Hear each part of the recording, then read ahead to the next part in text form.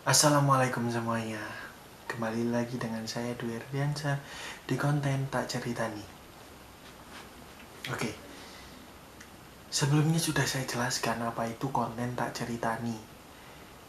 Kalau memang teman-teman belum paham, mungkin teman-teman harus melihat episode pertama sampai episode kelima, di mana saya menjelaskan semuanya itu. Oke. Benar. Nah, kali ini di episode ke-6 saya lagi-lagi akan bercerita tentang horor. Ya, kenapa? Karena masih banyak stok cerita horor yang belum saya sampaikan ke teman-teman semua. Ya, semoga saja saya bisa menyampaikan semuanya. Dan bila cerita saya habis, nantinya saya akan cari cerita horor yang menurut teman-teman menakutkan, atau bisa jadi dari ceritanya teman-teman. Tapi sebelum itu saya akan mencari video-video horor, kejadian-kejadian horor yang saya alami dan sekitar saya, di kampung saya lah, supaya ya emang benar-benar tahu gimana kondisinya. Oke, tanpa basa-basi, sebelum saya memulai seperti biasanya, saya akan merubah penampilan saya terlebih dahulu. Nah, kemana? Nah, ini.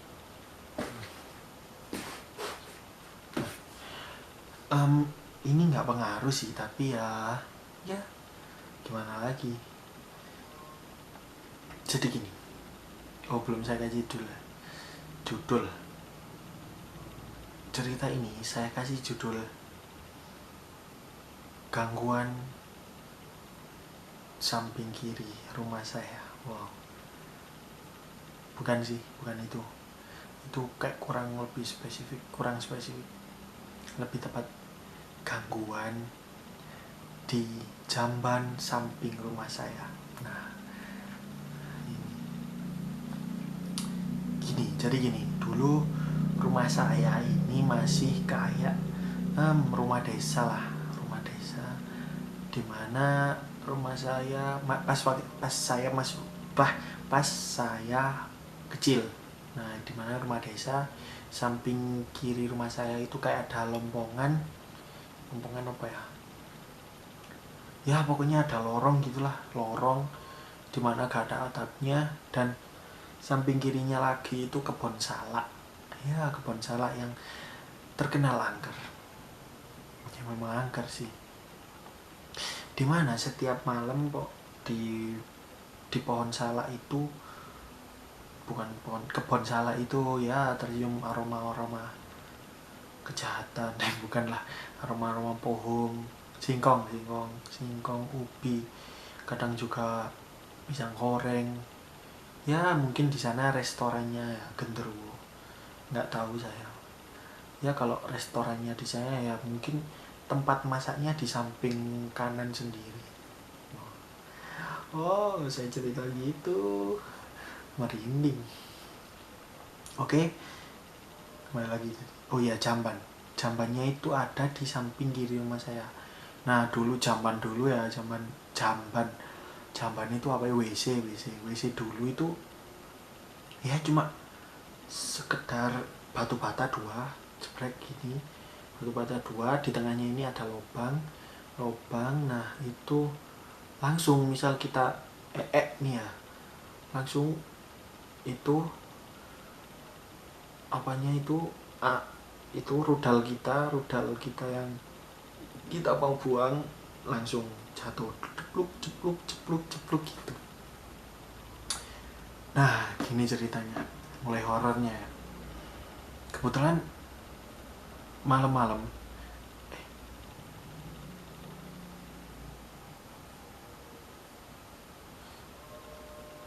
gak apa-apa, ada gangguan sebentar.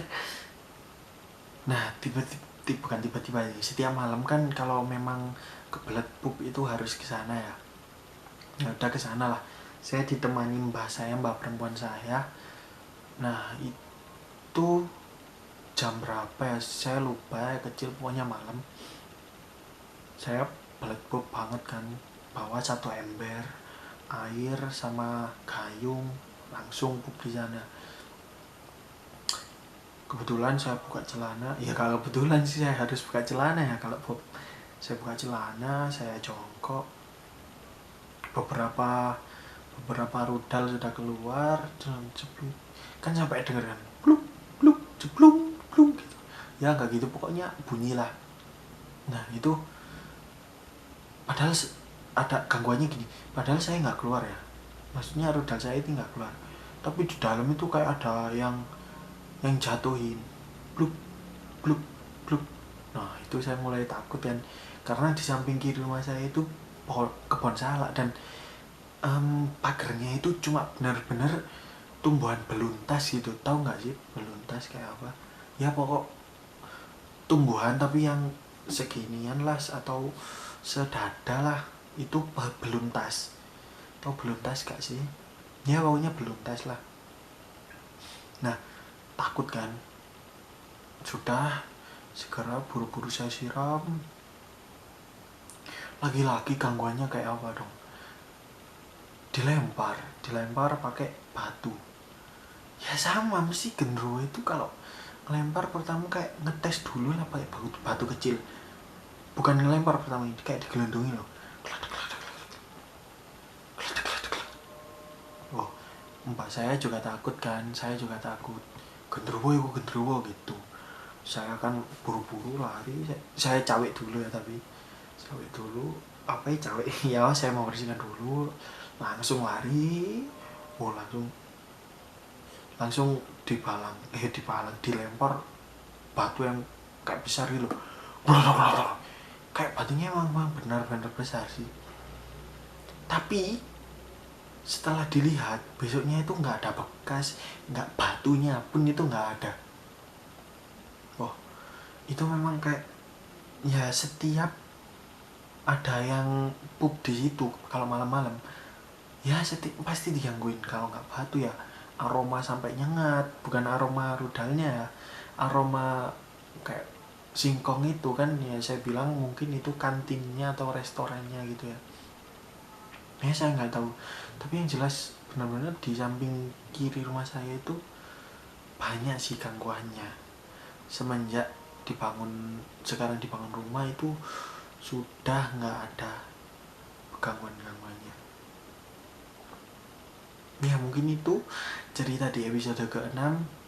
Mungkin ceritanya sedikit kurang menakutkan, tapi ya merinding juga cerita di sini.